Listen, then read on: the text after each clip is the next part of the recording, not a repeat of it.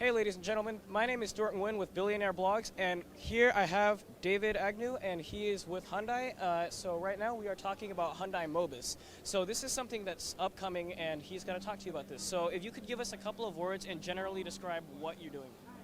Okay, so what we're showing here today at CES is basically two general areas. It's autonomous vehicle technology and then also green car technology.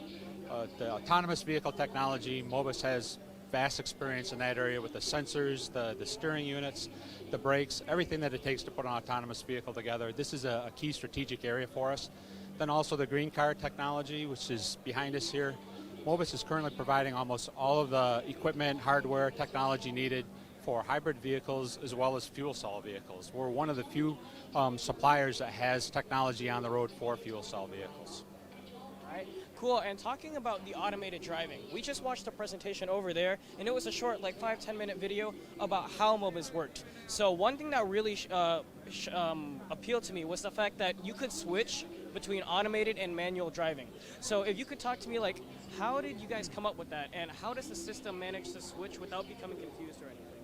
So how we came up with it is pretty simple. It's just imagining how people will drive, how they'll interface with vehicles.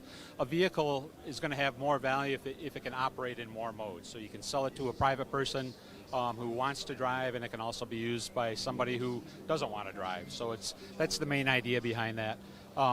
Second part of your question was, how are we doing this? How are we avoiding the confusion? All right, so that's a very good question. And if you've not come across this one before, that is like one of the toughest areas in this whole technology area right now, is passing that transition back and forth. The way we're dealing with it is with a lot of research. We call it human-machine interface, HMI for short, but it's studying how humans interact, how they know when they're in control, not in control with the vehicle. We're working with universities, research organization. We're conducting some of our own internal research to deal with these problems. But it's one of the biggest challenges of putting autonomous vehicles on the roads right now. All right. And one more question that I had to ask. While I was looking at the mock-up of Mobis, I did notice that there was a lack of your conventional, not necessarily heads-up display, but a dashboard. So I didn't see like a fuel indicator or anything. So is that just for purposes of the mock-up, or is that really going to go into place when you guys release this to the general market? Well, it depends on what mode you're in. So if you're in the mode where you're driving yourself, you need to see it. When you're in the other mode, you don't need to see it. Our concept for the future is that the entire dashboard is all configurable video space. So if you don't see it there, it's just because it's not coming up. There's not going to be a physical gauge, all the gauges that a human normally needs to see. So when you're not in driving mode, when you're in autonomous mode, everything can disappear, it can be clean. You can use all that visual space for what you want. All right. Also, when it comes to what happens if a policeman or something happens and the car needs to pull over, how would that work in an automated setting? So the way that works is that's designed into the vehicle. That's definitely things that we have on our list of specs. As far as the engineering team that's working on these is, all right, how do we deal with emergency vehicles, whether it's a police car or an ambulance. It has to be able to see these. It has to be able to respond appropriately. So we're already working on designing these systems, and it's detecting both the lights coming from the vehicle. It can also be connected signals that humans don't even have the capability of, but then it can also be the sound coming from the vehicle. So all of these, and then having the intelligence to pull over, has to be a part of these basic capabilities of these systems. All right, so two more questions for you.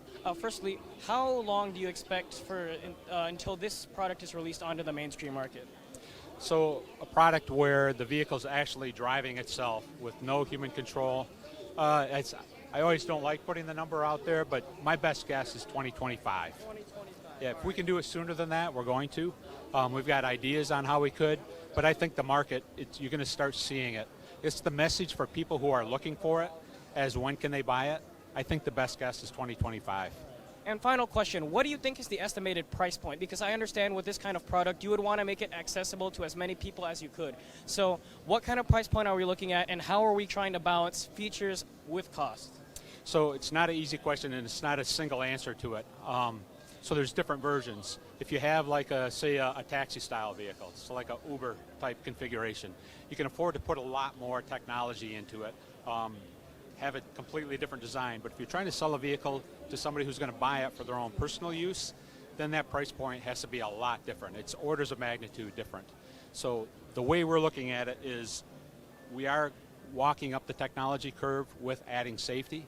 As we're adding safety, we're trying to do that for very little cost add. But when we start going to the autonomous, then yes, it's going to be more cost.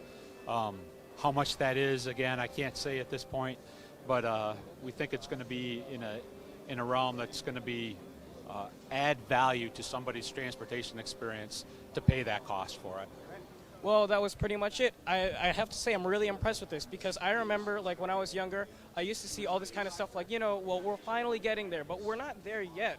So it's refreshing to see that so much has been put into one vehicle that may be coming in our well, for sure in our lifetime, but maybe in the next decade or so. So, ladies and gentlemen, that's it. I'd like to thank you, sir, very much. Thanks a lot, Stuart. Nice talking to you. Nice talking to you. All right.